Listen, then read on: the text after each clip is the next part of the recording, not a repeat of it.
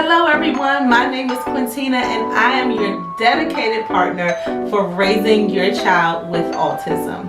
Now, one thing that I want to talk about today is the need of sensory input when it comes to children who are on the spectrum. So I know that if you've gotten a diagnosis of autism spectrum disorder, or you might suspect your child has autism spectrum disorder, I want you to listen into the lesson today to see if some of these things really ring a bell or sound familiar to you. Sensory sensitivity is usually labeled as either hyposensitive or hypersensitive.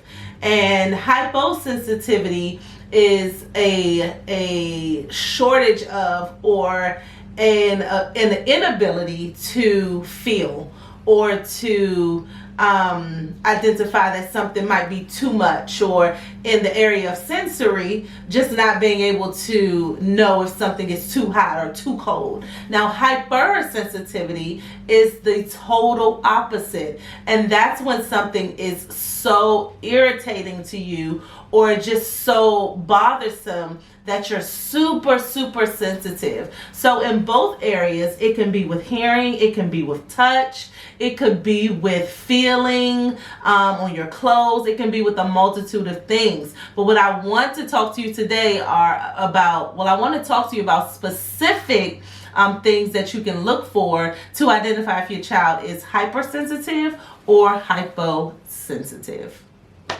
And so the first thing is auditory hyposensitivity and hypersensitivity. Quintina, what does that look like?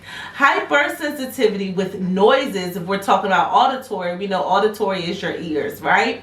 And so that would be, hypersensitivity is a very irritant, where your child is super irritable with high sounds. So whether that be an ambulance, whether it be a bell, and your child is like, this is what you'll usually see. This for auditory hypersensitivity is this.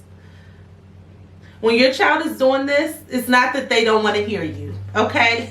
So let's take that out of our thoughts, right? They're just ignoring me, they don't want to hear me. This can also be one of those signs where you say, well, why is my child doing this all of the time? Remember, this can be post your diagnosis, or this can be, pre your diagnosis, or it can be post the diagnosis of autism. But remember, this can also be a sign if your child is doing this. That's hypersensitivity to high sounds, high pitch, and things of that nature. Hyposensitivity is just the opposite. So they might not react at all to loud noise. You're banging tables, you're doing the whistle. I think what is it, like a whistle for one of those whistles that's super high, but you need a very high frequency to pick that up. So they might not have any sensory identification of very loud sounds. So that is auditory hypersensitivity and hyposensitivity. All right. The next one is tactile hypersensitivity and tactile hyposensitivity. What does that look like? Tactile is always been something that you touch, right? So they might have, they really have a negative connotation to touching certain, maybe cotton balls or shaving cream, certain textures. It's hypersensitive. They don't want to touch anything. So it's like this. So remember, you can see this pre-diagnosis and post-diagnosis. This is also something that is visual with your eyes. You can see, oh my goodness, my child does not like to touch bubbles. Every time bubbles pop, they do one of these, they pull back. That hypersensitive nature, they don't want to touch it, and you're like, oh my goodness, what is happening? They don't want to touch. It could be grass, very simple things. It can be the inseams of their clothes. They're very irritable. So those type of things are hypersensitivity to tactile things. And then also hyposensitivity is really just the opposite. So this is a reduced sensitivity to things like touch or textures.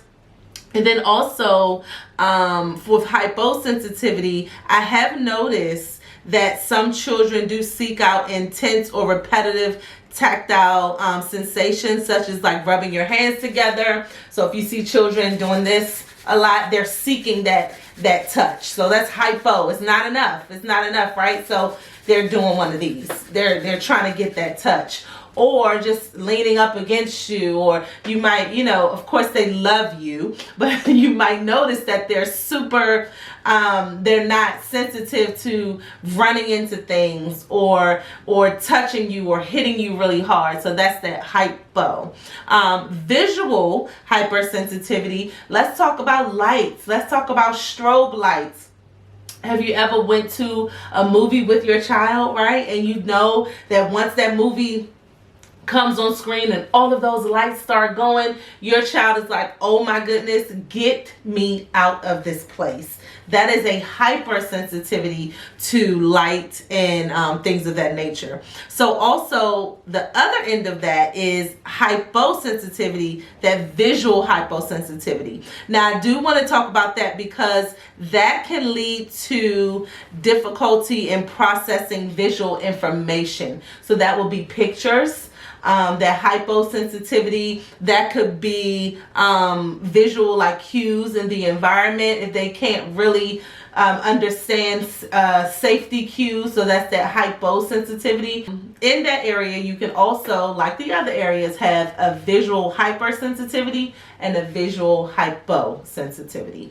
And we talked about this for audio. We talked about pulling back and rubbing your hands together for hyper and hypotactile dysfunctions. And then we also said that visual hypersensitivity, I can give you some tactile cues for that. Maybe your child will do one of these, like, I don't want to see it visually, I'm going to cover up my eyes. Or they might be going really close to something, trying to see something very closely. So that's that visual hyposensitivity. All right, so one of the last ones is the olfactory hypersensitivity, and this sometimes can deal with things like smells or taste. So you'll see a lot of this with your child not wanting to eat certain textures, not liking certain smells.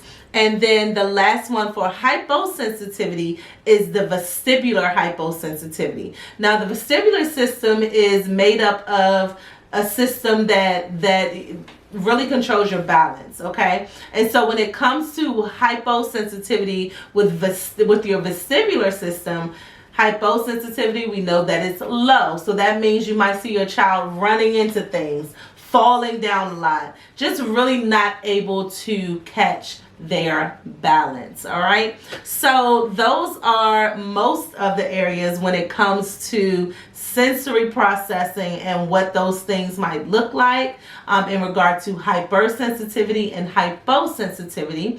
I want you guys to drop some comments in the comment section, and then also do not forget to like, comment, share, and subscribe. Do not forget to hit that subscribe button and come back for more information. Remember, I'm your dedicated speech pathologist to assist you with navigating the whole process of your child having autism spectrum disorder, and I want you to come back, so come back.